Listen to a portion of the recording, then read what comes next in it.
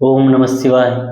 कर्पूरगौरं करुणावतारं संसारसारं भुजगेन्द्रहारं सदा वसन्तं हृदयारविन्दे भवं भवानी सहितं नमामि। मङ्गलं भगवान् शम्भो मङ्गलं ऋषभध्वज मङ्गलं पार्वतीनाथो मङ्गलाय तनो हरि। सर्वमंगल मांगल्ये शिवे सर्वार्थ साधिके शरण्ये त्र्यंबके गौरी नारायणी नमोस्तुते। श्री शिव महिम स्तोत्रम। महिम्नः पारं ते परं विदिशो यद सदृशी स्तुति ब्रह्मादीनामपि तद्वसन्नास्त्वयि गिरः। अथा वाचा सर्व स्वमति परिणामावधि गृह्णन् मामेत्यस्य स्तोत्रे हरनिर्पवाद परिकरः। अतीतः पंथानं तौब च महिमावान मनसयो रतदव्यावृत्यायं चकितामवेदते श्रुतिरपि। स कस्य स्तोतव्या कीर्ति विधि गुण कस्य विस्या पदे त्वार्चिने पदति न मन कस्य न वच। मधु स्थिता वाच परममृतं निमृतवतस्तव ब्रह्मन् किं वाग्वपि सुरगुरो विस्मये पदम्। मम ते तां वाणीं गुणकथन पुण्येन भवता पुनामित्यर्थे अस्मिन् पुरमतन बुद्धिर्व्यवसिता। तवैश्वर्यतज्ज गदो यदरक्षर प्रलयकृता त्रयी वस्तु व्यस्तं त्रिसृसो गुणा भिन्नसो तन्नुसो अभव्यानामस्मिन् वरद रमणीयामरमणिं विहन्तुं व्याक्रोशिं विदधते है के जर्दिया। किमिह किं काया सकलो किं वापैस्त्रिभुवनं किमाधारे धाता सृजति किमुपादानिति च। अतक्येश्वर्ये त्वनवसर्तुस्तोताद्य। तवैश्वर्यं यतज जगदुदयरक्षा प्रलयकृता त्रयी वस्तु व्यस्तं त्रिसृसु गुणा भिन्नासु तन्नुसु अभव्यानामस्मिन् वरद रमणीयामरमणिं विहन्तुं व्याक्रोशिं विदधति है के जर्दिया। किमिहं किं काया सकलो किमुपापाय स्त्रीभुवनं किमाधारो दता सृजति किमुपादन्निति च। अतक्वैश्वर्येत्याद्यानवसारदुस्तो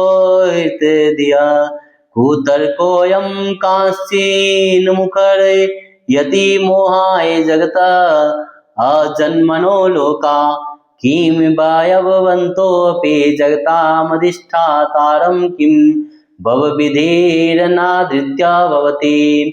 अनिशो वा कुर्याद् भुवन जननेका परिकरो यतो मन्दास्त्वां प्रत्यामर्वर संसेरति मे। त्रयी संख्या योग पशुपति मतं वैष्णवमित प्रविन्ने प्रस्थाने परमिदमद प्रत्यामिति च। रुचिनां वैचित्र्या दृजुकुटीलनानापथजुषां नृणामेकां गव्यस्त्वमसि पायसामर्णवीव। महोक्षिखट्वाङ्गं परशुरजनीं भस्मफणिना कपालं चेतयतव वरद तन्त्रोपकरणं शूरास्तां तं हृदि ददति च भवदभ्रू प्रणीतं न हि स्वात्मा रामं विश्य मृगतृष्ण भ्रम्यति ध्रुवं कश्चित् सर्वं सकलं परमस्व ध्रुवमिदं परो द्रव्ये जगति गति व्यास्त विषये सौमस्ते अप्येतस्मनि पूर्वमतन्तैर्विस्मृतिः अस्तु वञ्चे हेमिं त्वां न खलो ननो दृष्टा मुखरता तवैश्वर्यं तन्नाद यदुपरि विरिञ्चो हरिरथ रथ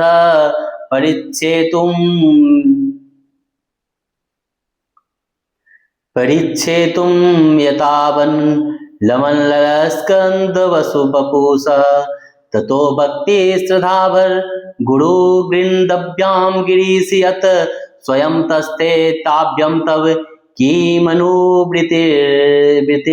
फलति आयत्नादापद त्रिभुवनमपैरव्यातिकरं दशास्यो यद् बाहुनवृत रणकण्डो पर्वसान् शिरपद्मश्रेणीरचित चरणाम्भोरुहबले स्थिरायास्त्वभक्ते स्त्रीपुरहर विस्फोर्जितामिदम् अमुष्य त्वत्सेवा समधिगत्सारं त्रिजवनं बलात् कैलासेऽपि त्वददेवस्ते विक्रमयत लभ्या पातालेऽप्यल सचलिताङ्गुष्ठ शिरसि प्रतिष्ठा त्वया सीद ध्रुवमुपचितो मुह्यति खला यद्रदे सूत्राम्नो बृहद् परमोच्चैरपि सति मदश्चके बाणा परिजन विधेय त्रिभुवना न तच्चित्रं तस्मिन् बड़े बसितरे त्वचरणयोर्न कस्याप्योन्नत्य भवति शिरसत्वायनवन्त्य अकांड ब्रह्मांड चकित देवासुर कृपा विधेयस्या सिद्ध स्त्री नयन विषम संग्रहितवत सकलमास कंठे तब न कुरुते न श्रीमहो विकारो अपि श्लाघ्यो भुवन भयांगव्यसनिना असिद्ध्यार्थ नैविक्वचिदपि स देवासुरनरे निर्वर्तन्ते नित्यं जगति जैनो यस्य विशिखा सपश्यनीशं त्वामितरसुरसाधारणमभूत अस्मरस्मार्तव्यात्मा न हि विशोषोपात्यपरिभव महीपादादताद व्रजति सहसा संशय पदम विष्णो ब्रह्म्यब्जो जप परिधरो ग्रहगणं मुहूर्तोर्ध्वस्थां यत्य निर्वेत जटा ताडित तटा जगद्राक्षाये त्वं नटसि ननु वामे विविभूता व्यदव्यापी तारागण गुणीत फेनोदग्नमरुचि प्रवाहो पारम्य प्रीसतल दुदृष्ट शिरसि ते जगद्द्वीपाकारं जलदिविलयं तेन कृतिमेत्यनेनैव त्रोणेयं धृतमहिं दिव्यं तव वपो रथक्षोणीयन्ता सद्धृतिरागेन्द्रो धनुरथो रथांगे चन्द्राक रथचारणा पाणिसरेति दीर्घश्चोस्तो कोऽयं त्रिपुरत्रिर्माडम्बरविधि विर्धेयं क्रीडन्तयो न खलु परतन्त्रा प्रवोर्धिया हरे हरिस्ते सहस्रां कमलवलिमादाय पद्योऽर्धे कोणे तस्मिन् निजमुहदर्नेत्रे त्रिकमलं गते भक्त्योद्रेकं परिणतिं सचक्रवपुषा त्रयाणां रक्षाय त्रिपुरहर जागृति जगताम् कर्तो सुप्ते जग्रात्वमसि फलयोगे कर्तुमतां क्व कर्म प्रध्वस्तं फलति पुरुषाराधनृते अतस्त्वां सम्प्रेक्ष्य कर्तुषु फलदान प्रतिभुवं श्रुतो श्रद्धा बद्ध्वा दृढपरिकर कर्मसु जना क्रियादक्षो दक्ष क्रतु परिपतिर्दिश अस्तनोवृता मृषीणामत्वीर्यं शरणाद् सदस्य सुरागणः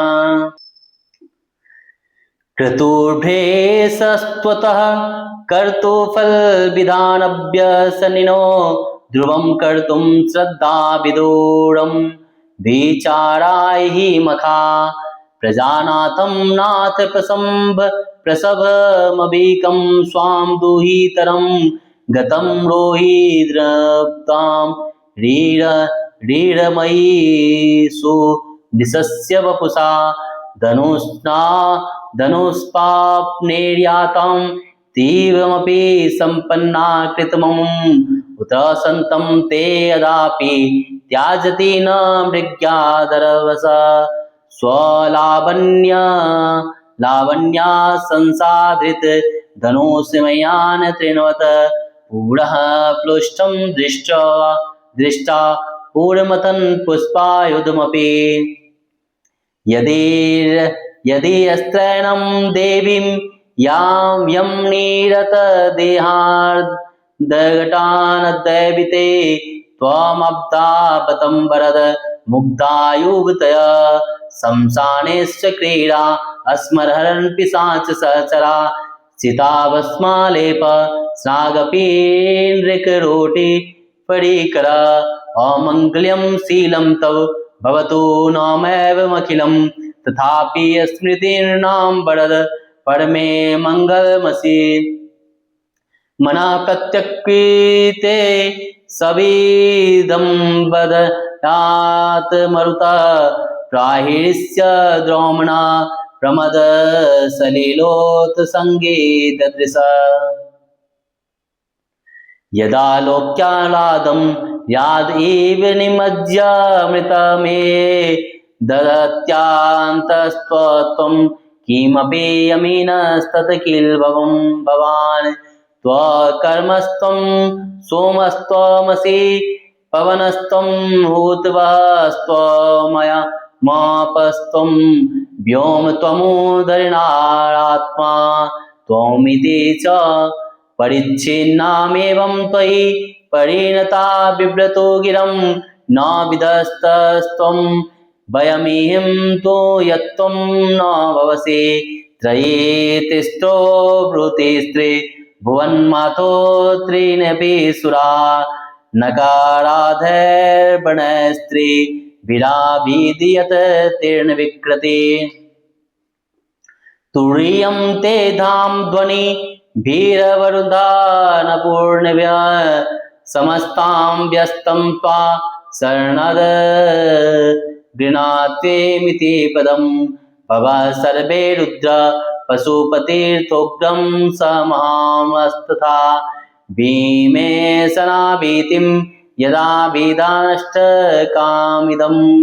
आयुष्मनि प्रत्येकं प्रविचरति देवश्रुतिरपि प्रियाय स्म दम्नो प्रविहति नस्मि भवते नमो नेदिष्ठाय प्रियदेव दविष्ठाय च नमो नमः चोदिष्ठाय स्मर महिष्ठाय च नमः नमो वसिष्ठाय त्रिनयनं यविष्ठाय च नमो नमः सर्वस्मोते तदिदमिति सर्वाय च नमः बहुलरजसे विश्वोत्पतो भवाय नमो नमः प्रबलतमसे तत्संहारे हराय नमो नमः जनसुखकृते सात्को दृक्तो मृडाय नमो नमः तमहसे पदे निस्त्रैगुण्ये शिवाय नमो नमः कृष्य परिणति चेत क्लेशवश्यं क्व चेदं क्व च तव गुण सीमोल्लङ्घिनी शाश्वतहृदि इति चकिते ममन्दीकृत्य मा भक्तिराधाद वरद चरणयोस्ते वाक्यपुष्पोपहारम् आसीत् गिरिसमं स्वस्यात् कज्जालं सिन्धुपात्रे सूरतुर्वरसखा लेखनी पत्रमुर्वे लिखति यदि कृत्वा शारदा सर्वकालं तदपि तव गुणानामीश परां नयति असुरमुनीन्द्र रचितास्येन्द्रमौले गर्तिते गुणमहिम्नो निर्गुणस्योश्वरस्य सकलगणवरिष्ठ पुष्पदन्त विधानो रुचिर्मलदुप्रीते स्तोत्रमेत चकार आहारहरणवदं ध्रुर्जटे स्तोत्रमेतत् पठित परम वक्ताय शुद्धचित पुमानिया न भवति स्वभवति शिवलोके रुद्रतुल्यस्था अस्तथात्र प्रचुरतरदानुदोनयो पुत्रवान् कीर्तिमाश्च महेशान प्रो देवो महिम्नो न पार स्तुति अघोर न परो मंत्रो नास्ति तत्त्वां गुरो परम दीक्षादानं तपस्तीर्थं ज्ञानं यगादिका क्रिया महिम्न्यास्तव पाठस्य कालं नाहन्तु खोडसीं कुसुम दशनानां सर्वगन्धर्वराजा शिशु शशिधर मौर्लेर्देवदेवस्य दासः स खलु निजमहिम्नो भ्रष्ट एवस्य रोषत अस्तबानामिदं काशीर्द दिव्यं महिम्ना सूरवर्मुनिपूज्यं स्वर्गमोक्षैकहेतुं पठति यदि मनुष्यं प्रञ्चालन्विन्यचेत वर्जतिं शिवसमीपं किन्नरम् स्तूयमान अस्तवन्मीदमामोदं पुष्पदन्तप्रणेतमम् आसमाप्तमिदं स्तोत्रं पुण्यं गन्धर्ववासितम् अनौपम्यं मनोहरि शिवमीश्वरवर्णनम् इत्येषां वाङ्मयी पूजा श्रीमच्छाङ्करपादयो अर्पिता तेन देवेश प्रियतां वे सदाशिव तब तत्त्वं न जानामि कीर्देशोऽसि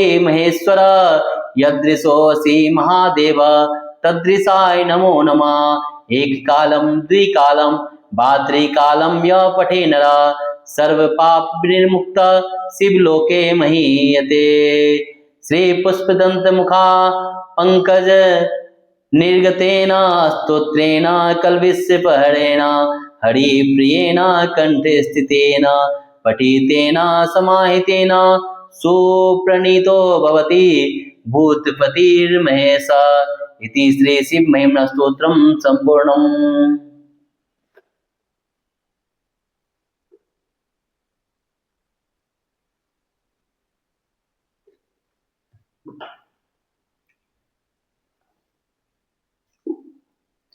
गंधर्वराज पुष्पदंत भगवान शंकर की स्तुति के उपक्रम में कहते हैं, हे पाप हरण करने वाले शंकर जी, आपकी महिमा के आर पार के ज्ञान से रहित सामान्य अल्प ज्ञान व्यक्ति के द्वारा की गई आपकी स्तुति यदि आपके स्वरूप महात्म वर्णन के अनुरूप नहीं है तो फिर ब्रह्मादि देवों की वाणी भी आपकी स्तुति के अनुरूप नहीं है, क्योंकि वे भी आपके गुणों का सर्वथा वर्णन नहीं कर सकते।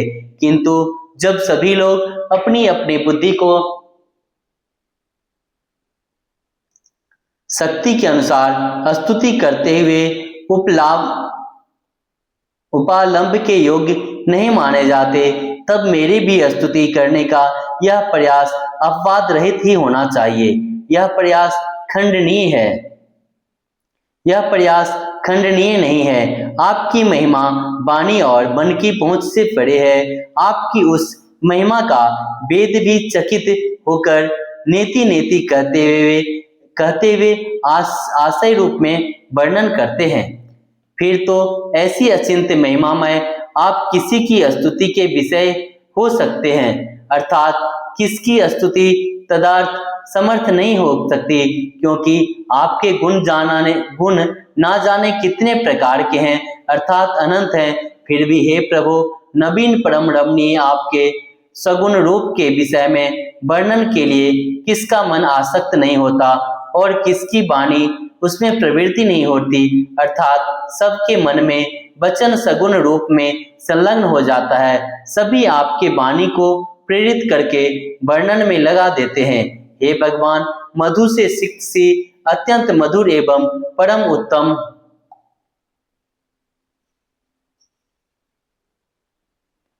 अमृत रूप वेद वाणी की रचना करने वाले देवाधिदेव महादेव की वाणी भी क्या अमृत रूप वेद वाणी की रचना करने वाले देवाधिदेव ब्रह्मदेव की वाणी भी क्या आपके गुणों की प्रकाशित कर आपको चमत्कृत कर सकती है? कदापि नहीं। फिर भी हे त्रिपुरारी, मेरी बुद्धि आपके गुणानुवाद जनित पुण्य से अपनी इस मलिन वासना से भरी अतएव अपवित्र वाणी को पवित्र करने के लिए ही आपके गुण कथन के द्वारा की जाने वाली स्तुति के विषय में उद्यत है, न कि अपनी स्तुति कौशल से आपका अनुरंजन करूंगा। यह मेरा अभिप्राय है। हे वर देने वाले शिव जी, आप क्या विश्व का सृजन पालन एवं संहार करते हैं। ऐसे ऋग्वेद, यजुर्वेद, सामवेद निष्कर्ष रूप से वर्णन करते हैं। इस प्रकार तीनों गुणों से विभिन्न त्रिमूर्तियों ब्रह्मा विष्णु महेश में बटा हुआ जो इस ब्रह्मांड में आपका यह प्रख्यात रचनात्मक, पालनात्मक एवं संहारात्मक ऐश्वर्य है, इसके विषय में खंडन करने के लिए कुछ जड़ बुद्धि और कल्याण भागी मंदों, अभागों, नास्तिकों को मनोहर लगने वाला पर वास्तव में अशोभनीय या हानिकारक व्यर्थ का मिथ्या प्रलाप बकवाद उठाते हैं। हे भरत भगवान, वह विधाता त्रिभुवन का निर्माण करता है, जो उसकी कैसी चेष्टा होती है, उसका स्वरूप क्या है, फिर भी उसके साधना क्या है, अर्थात आधार अर्थात जगत का उत्पादन कारण क्या है। इस प्रकार कुतर्क सब तर्कों से परे अचिंत्य ऐश्वर्य वाले आपके विषय में निराधार एवं नगण्य होता हुआ भी सांसारिक जनों को भ्रम में डालने के लिए कुछ मूर्खों को बचला बना देते हैं। हे देव, श्रेष्ठ अवयव वाले शरीरधारी होते हुए भी ये लोग क्या बिना जन्म के ही नहीं? कदापि नहीं। क्या विश्व की सृष्टि, पालन, संहार आदि क्रियाएं बिना अधिष्ठान कर्ता के माने संभव हो सकती है, या ईश्वर के बिना कोई सामान्य जीव या अधिष्ठान या कर्ता हो सकता है? नहीं, क्योंकि यदि असमर्थ जीव ही करता है तो 14 भुवनों की सृष्टि के लिए उसके पास क्या साधन हो सकते हैं। इस प्रकार आपके अस्तित्व के प्रमाण सिद्ध होने पर भी अतः ये जड़ बुद्धि शंका करते हैं, अतः वे बड़ी अभागी हैं। ऋक, यजु, साम ये वेद संख्या शास्त्र, योग शास्त्र, पशुपत मत, वैष्णव मत आदि विभिन्न मत मतांतर हैं। इनमें सभी लोग हमारा यह मत उत्तम है, हमारा मत लाभप्रद है, दूसरों का नहीं। इस प्रकार की रुचियों का विचित्रता से सीधे टेढ़े नाना मार्गों से चलने वाले साधकों के लिए एकमात्र प्राप्तव्य गंतव्य आप ही हैं। जैसे सीधे टेढ़े मार्गों से बहती हुई सभी नदियां अंत में समुद्र में ही पहुंचती है, उसी प्रकार सभी मतानुयायी आपके ही पास पहुंचते हैं।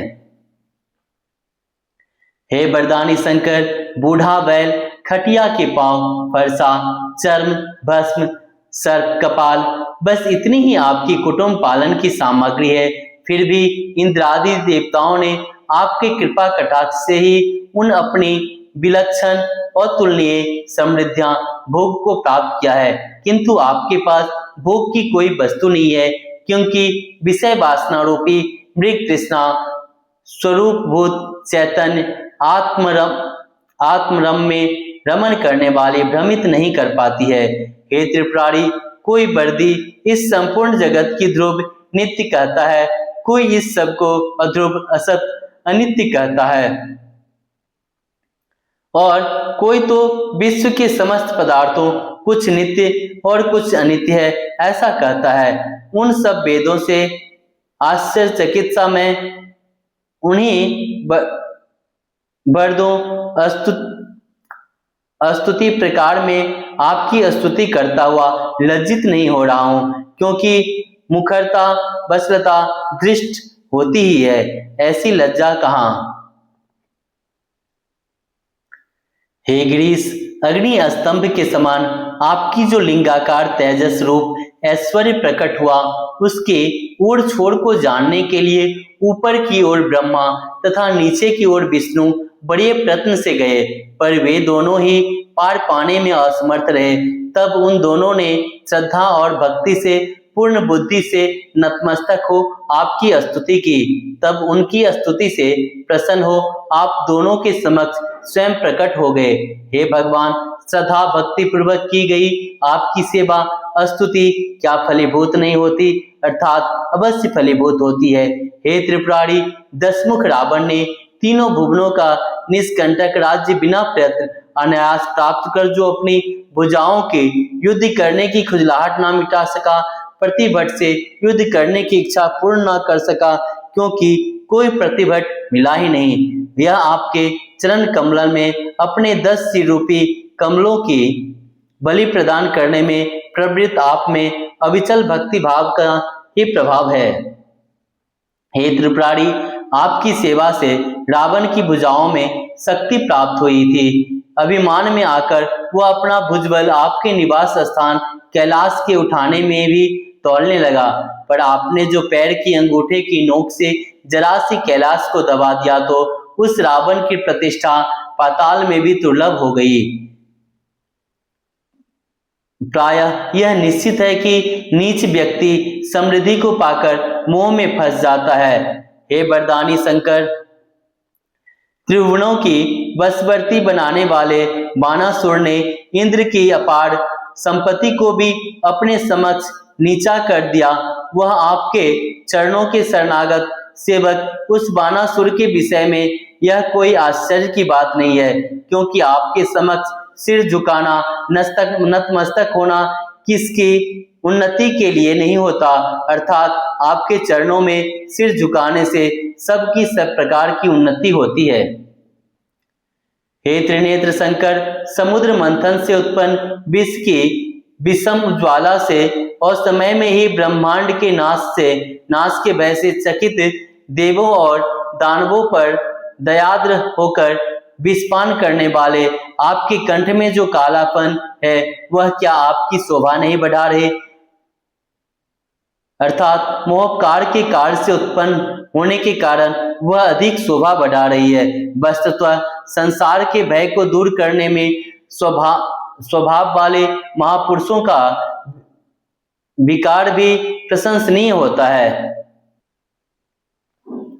हे जगदीश, जिस कामदेव के बाण देव असुर एवं नर समूह रूप विश्व में नित्य विजेता रहे, कभी भी असफल होकर नहीं लौटते थे, वह कामदेव जब आपके अन्य देवताओं के समान जी समझने लगा, तब आपने देखते ही वह स्मृति मात्र शेष रह गया, भस्म हो गया। जितेंद्रियों का अपमान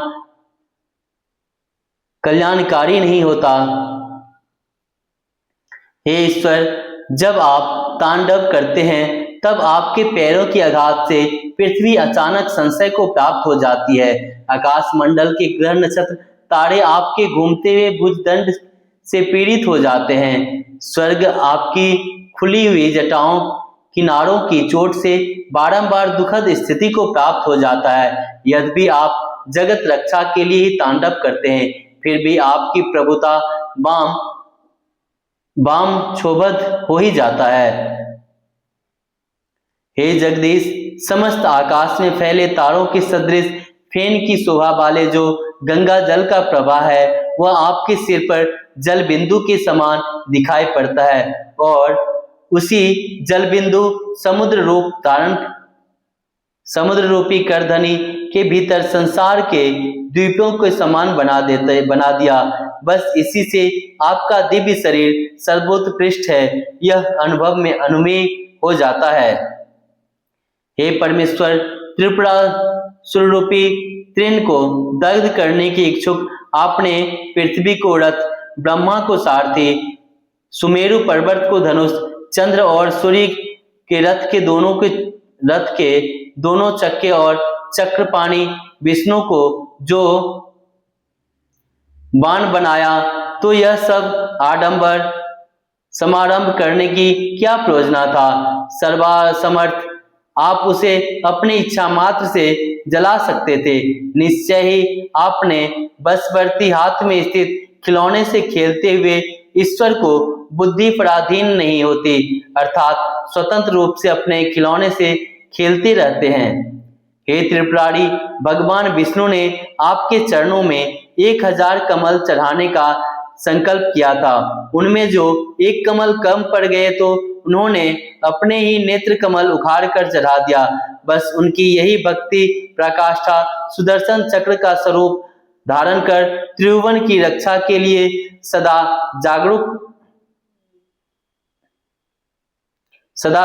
है। भगवान शंकर ने प्रसन्न होकर श्री विष्णु को चक्र प्रदान कर दिया था, जो विश्व के संरक्षण अनुग्रह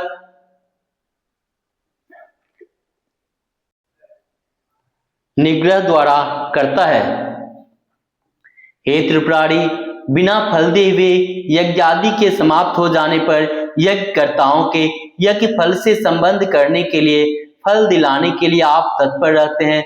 कर्म तो करने के बाद नष्ट हो जाता है, वह जड़ है, अतः चेतना परमेश्वर की आराधना के बिना वह नष्ट कर्म फल देने में समर्थ नहीं होता। इसलिए आपको यज्ञ के फल देने में समर्थ दाता देखकर पुण्यात्मा लोग वेदांतों में श्रद्धा विश्वास रखकर यज्ञ कर्म में तत्पर रहते हैं। हे शरणागत शंकर, कार्य में कुशल प्रजाजन के स्वामी प्रजापति दक्ष यज्ञ का यजमान कर्तुपति बना था। त्रिकालदर्शी ऋषिगण यज्ञ कराने वाले होता आदि थे। देवगण यज्ञ के सामान्य सदस्य थे, फिर भी यज्ञ फल के वितरण के व्यसन आपसे ही यज्ञ का विध्वंस हो गया। अतः यह निश्चित है कि अश्रद्धा से किए गए यज्ञ कर्म कर्ता के विनाश के लिए ही सिद्ध होता है। दक्ष ने श्रद्धा वर्जित यज्ञ किया था।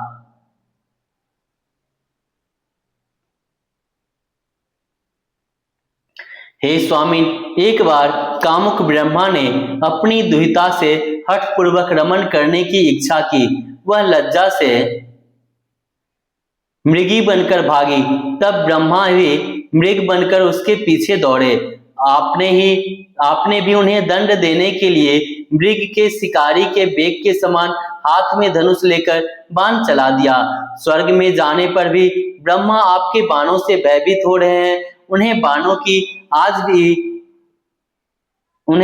बाण ने आज भी नहीं छोड़ा है। अर्थात ब्रह्मा मृगशिरा नक्षत्र बनकर भागे तो बाण आर्द्रा नक्षत्र बनकर आज भी पीछा करता है। ये दोनों आकाश मंडल में आगे पीछे देखे जा सकते हैं। यह पौराणिक कथा है कि एक बार ब्रह्मा अपनी दुहिती संध्या को अत्यंत रूपलान्वित देखकर मोहित हो गए। उन्होंने उपगमन करना चाहा। संध्या लज्जा के मारे मृगी बनकर भाग चली। ब्रह्मा ने मृग रूप बना लिया और पीछा किया। इस अनर्थ को देखकर भगवान भूत भाव ने प्रजानाथ को दंडित करने के लिए पिनाक चढ़ाकर बाण छोड़ दिया।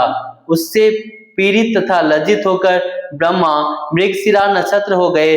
फिर रुद्र का बाण भी आर्द्रा नक्षत्र होकर उनके पीछे भाग में लग गया।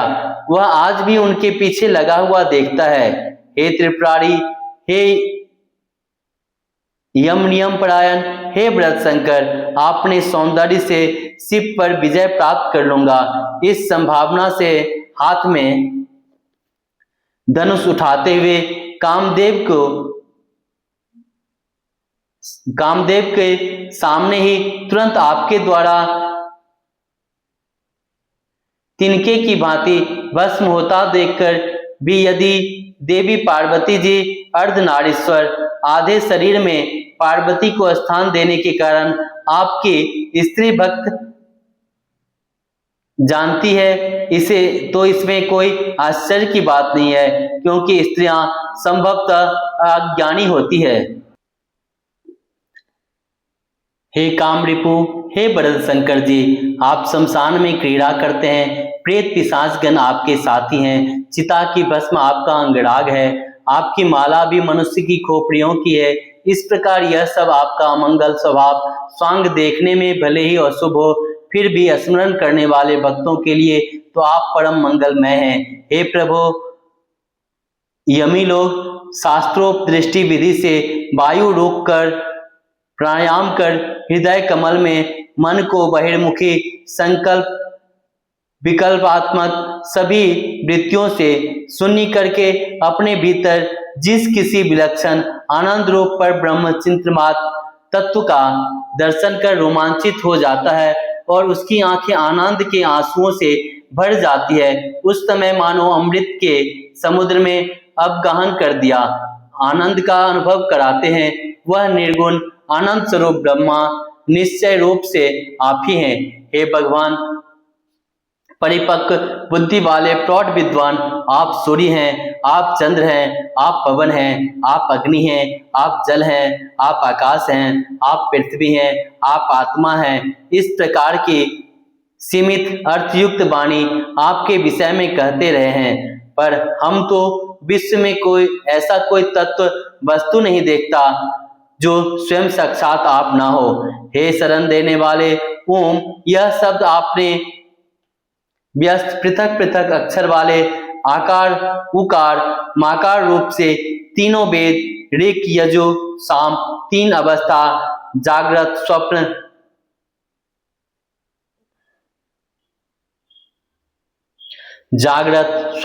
सुषुप्ति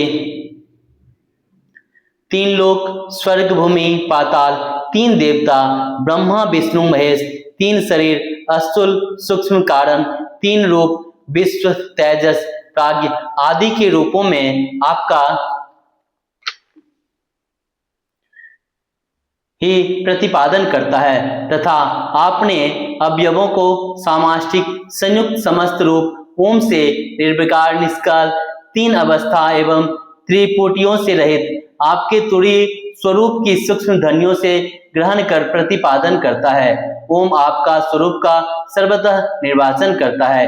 हे महादेव, आपके जो 8 अभिधान हैं, नाम भव सर्व रुद्र पशुपति उग्र महादेव भीम और ईशान है, उनमें प्रत्येक कर्मों वेद मंत्र भी पर्याप्त मात्रा में विचरण करते हैं और वेदानुगामी पुराण भी इस नामों में विचरते हैं, अर्थात वेद पुराण सभी उन 8 नामों का अतिशय प्रतिपादन करते हैं। अतः परम प्रिय एवं प्रत्यक्ष समस्त जगत के आश्रय आपके मैं साष्टांग प्रणाम करता हूँ।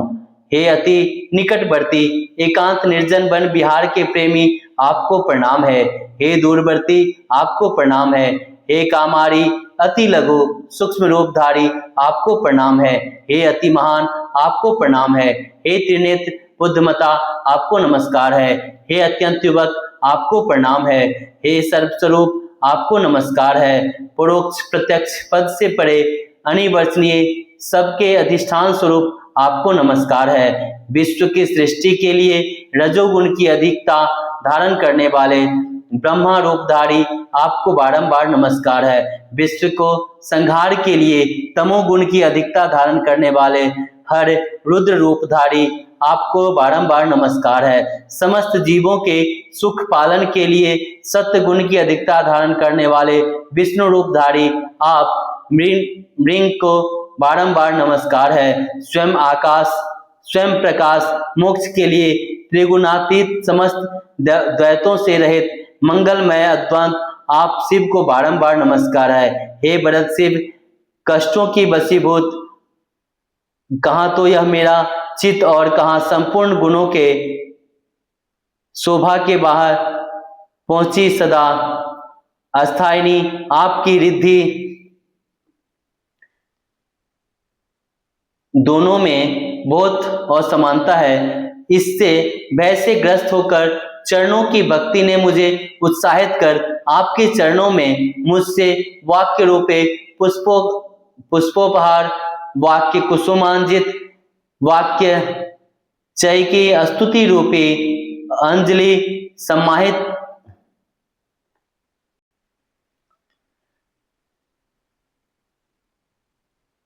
इसी भय से ग्रस्त आपके चरणों की भक्ति ने मुझे उत्साहित कर आपके चरणों में मुझसे वाक्य रूपी पुष्पोपहार, वाक्य कुसुमांजलि, वाक्य चय की स्तुति रूपी अंजलि समर्पित कराई है। हे इस यदि काले पर्वत के समान स्याही हो, समुद्र की दावत हो, कल्प वृक्ष की शाखाओं की कलम बने, पृथ्वी कागज बने, और इन साधनों से यदि सरस्वती स्वयं सर्वदा जीवन पर्यंत आपके गुणों को लिखे तो भी वे आपके गुणों को पार नहीं पा सकेगी। इस प्रकार शिव के सभी गुणों में श्रेष्ठ पुष्पंद नामक गंधर्व ने दैत्येंद्रों, सुरेंद्रों एवं मुनेन्द्रियों से पूजित समस्त गुणों से परिपूर्ण होते हुए भी निर्गुण जगदीश्वर चंद्रशेखर भगवान शिव जी के इस सुंदर स्तोत्र का बड़े छंदों में स्तुति हेतु बनाया।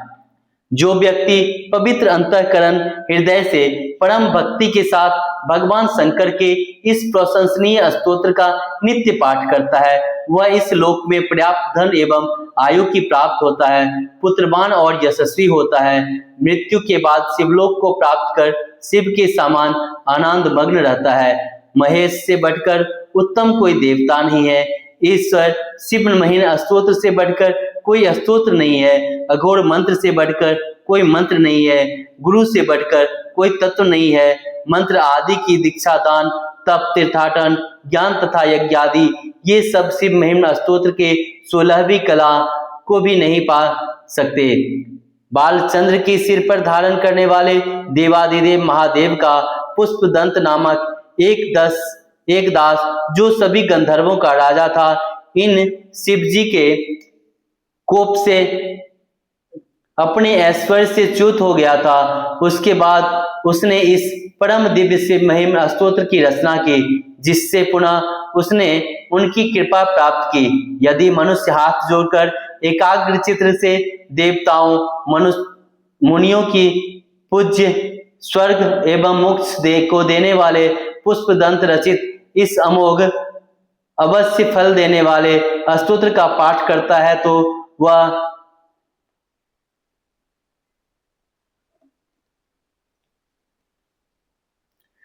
किन्नरों से स्तुति प्रशंसा प्राप्त करता हुआ भगवान शिव के समीप शिवलोक में पहुंच जाता है। पुष्पदंत रचित यह संपूर्ण स्तोत्र आदि से अंत तक पवित्र है, अनुपम है, मनोहर है, परम मंगलमय है। इसमें ईश्वर शिव का वर्णन है। उस पुष्पदंत ने यह शिवमयी पूजा श्रीमान शंकर के चरणों में समर्पित की है। उसी प्रकार मैंने भी पाठ रूपी पूजा समर्पित की है, अतः इससे सदाशिव मुझ पर भी प्रसन्न हो।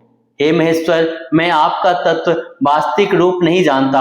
आप कैसे हैं इसका ज्ञान मुझे नहीं है। आप चाहे जैसे हो वैसे ही आपको बार बार प्रणाम है। जो मनुष्य शिव महिमा स्तोत्र का पाठ एक समय, दोनों समय या तीनों समय करेगा, वह समस्त पापों से छुटकारा पाकर शिवलोक में पूजित होगा। पुष्पदंत के मुख कमल से निकले हुए पापहारी शिव जी के प्रिय इस स्तोत्र के कंठस्थ याद कर एकाग्रचित मनोयोगी से पाठ करने से समस्त प्राणियों के स्वामी महेश बहुत प्रसन्न होते हैं। इस प्रकार शिव महिमा स्तोत्र संपूर्ण हुआ।